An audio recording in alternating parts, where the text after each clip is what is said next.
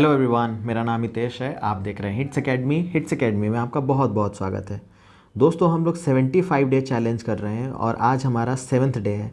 इससे पहले हम लोग सेंटेंसेस चैप्टर को बहुत डिटेल में समझे हैं। प्लीज़ उन वीडियोस को देखिए, आपको बहुत हेल्प मिलेगी। साथ ही साथ हम लोग वर्ब चैप्टर का शुरुआत कर चुके हैं, बिल्कुल फाउंडेशन से। जितना फाउंडेशन आप एक्सपेक्ट कर रहे हैं, बिल्कुल ज़ीरो से हम लोग समझने का प्रयास किए हैं चीज़ों को। अगर आप उन वीडियोस को नहीं देखे तो डिस्क्रिप्शन बॉक्स में पड़ा हुआ है प्लेलिस्ट, उनको ज़रूर देखिए, आपको बहुत हेल्प मिलेगी। देखिए, वर्ब चैप्टर बहुत इंपॉर्टेंट बन जाता है, चाहे आप किसी कॉम्पिटिटिव एग्जाम का प्रिपरेशन करते हो या फिर इंग्लिश लैंग्वेज इंप्रूव करना चाहते हैं। दोनों पर्सपेक्टिव से एक्सट्रीमली इंपॉर्टेंट चैप्टर है।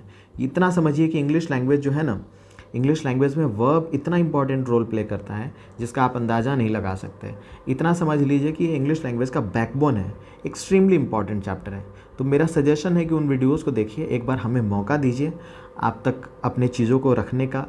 बहुत डिटेल में चीज़ों को हम पुटअप किए हैं आपके सामने, एकदम हर एक एंगल, हर एक टॉपिक को हम लोग बहुत बहुत ही कॉम्प्रिहेंसिव वे में समझने का प्रयास किए हैं। चाहे वो कॉम्प्लीमेंट्स को समझना हो, चाहे सब्जेक्ट को समझना हो, हर एक चीज़ को, किस तरीके से एक डायरेक्ट ऑब्जेक्ट होता है, क्यों इनडायरेक्ट ऑब्जेक्ट बनता है, किसको डायरेक्ट ऑब्जेक्ट बनाएंगे, किसको इनडायरेक्ट ऑब्जेक्ट बनाएंगे, बहुत चीज़ों को बहुत आसानी से और बहुत अच्छे तरीके से समझने का प्रयास किए। जैसे कि हम लोग लास्ट क्लास में लिंकिंग वर्ब समझे हैं, स्टैटिव वर्ब समझे हैं, ये होते क्या हैं, किस किस कंडीशन में हम लोग स्टैटिव वर्ब का इस्तेमाल करेंगे, इन सब चीज़ों को हम लोग बहुत अच्छे से समझे हैं।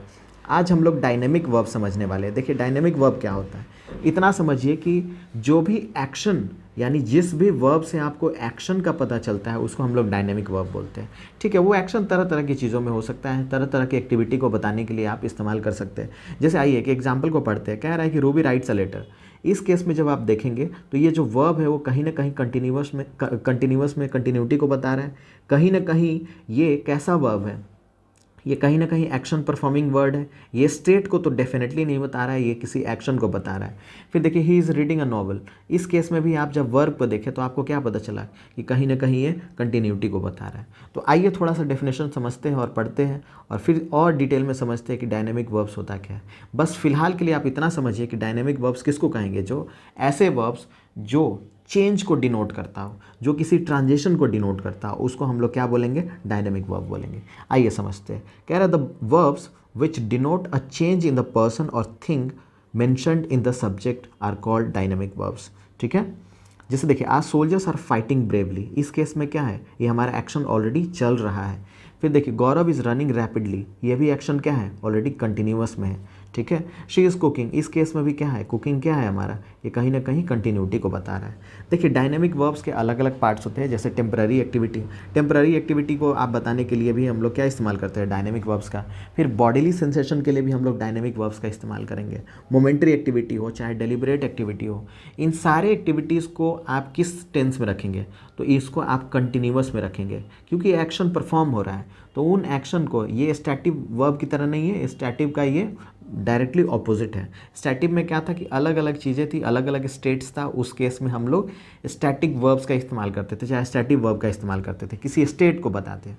इस केस में क्या है कि आपके पास अलग अलग सिचुएशन है, तो उन सिचुएशन को एक्सप्रेस करने के लिए कौन से वर्ब्स का इस्तेमाल करेंगे, उसको हम लोग को समझना है।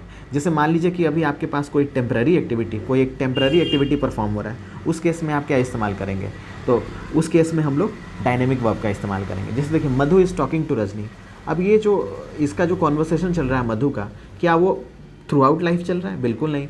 ये किसी टेम्पररी एक्टिविटी, मतलब ये किसी मोमेंट का है ना, किसी पर्टिकुलर मोमेंट पे चल रहा है।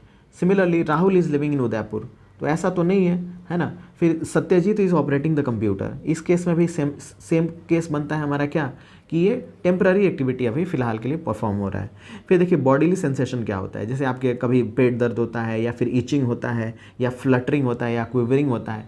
इन सब केस में हम लोग क्या इस्तेमाल करेंगे, बॉडीली सेंसेशन को हमें एक्सप्रेस करने के लिए हम लोग कौन से वर्ब का इस्तेमाल करेंगे, तो एक मतलब हम लोग डायनेमिक वर्ब का इस्तेमाल करेंगे, जो कंटिन्यूटी को बताता हो। जैसे देखिए, नीलम्स टीथ आर एकिंग। तो इस केस में एकिंग क्या है, एकिंग हमारा वर्ब है, और ये कैसा वर्ब बन गया, डायनेमिक बन गया। देखिए, हिज पाम्स आर ईचिंग। तो कई बार हमारे हाथ में खुजली हो रही होती है ना, तो उसको बताने के लिए, क्योंकि आपके बॉडी में सेंसेशन हो रहा है, तो उसको बताने के लिए आप क्या इस्तेमाल करेंगे, डायनेमिक वर्ब का। दैट मीन्स वो हमारा जो वर्ब होगा वो कहीं ना कहीं कंटिन्यूअस में होगा। फिर देखिए माई हार्ट इज़ फ्लटरिंग, तो वो मीम देखे होंगे जो, या फिर वो मूवी देखे होंगे, है ना, फिर हेरा फेरी, जिसमें बाबूराव बोलते हैं मेरा तो दिल धक धक हो रहा है। तो बस वही जो दिल जो धक धक हो रहा है ना, उसी को इंग्लिश में फ्लटरिंग बोलते हैं।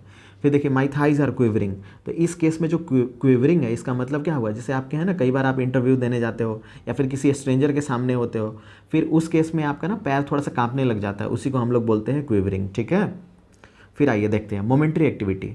इसके नाम से ही पता चल रहा है जो किसी पर्टिकुलर मोमेंट पे चल रहा हो, जैसे इट इज़ ड्रिजलिंग। ड्रिजलिंग में ये जो फोटो देखिए, थोड़ी थोड़ी जो धीमी धीमी बारिश होती है ना, उसी को ड्रिजलिंग कहते हैं। द सन इज़ राइजिंग, तो ऐसा तो नहीं दिन भर सूरज उग ही रहा होता है, ये किसी पर्टिकुलर मोमेंट की बात होती है। ठीक है, तो मोमेंट्री एक्टिविटी को भी बताने के लिए हम लोग क्या इस्तेमाल करेंगे, डायनेमिक वर्ब। दैट मीन्स जो हमारा वर्ब होगा वो कहीं ना कहीं कंटिन्यूटी में होगा। ठीक है, देखिए द फॉग इज़ डिसअपियरिंग, तो इस केस में भी हम लोग क्या इस्तेमाल किए, हम लोग कंटिन्यूटी इस्तेमाल किए।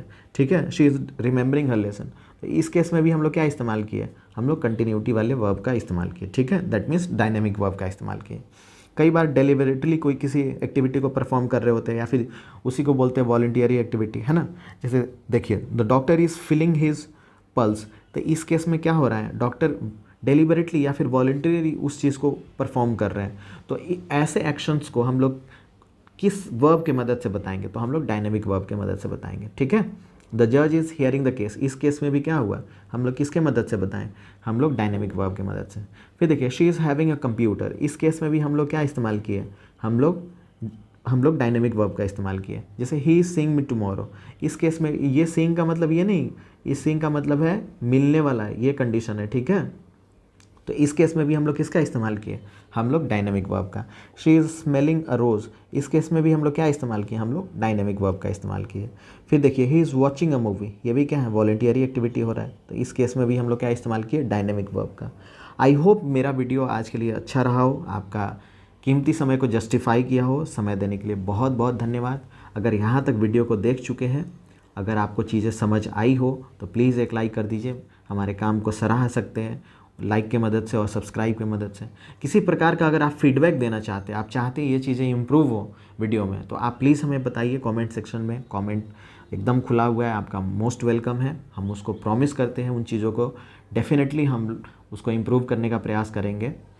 समय देने के लिए बहुत बहुत धन्यवाद। मिलते हैं नेक्स्ट वीडियो में। Thank you so much. जय हिंद।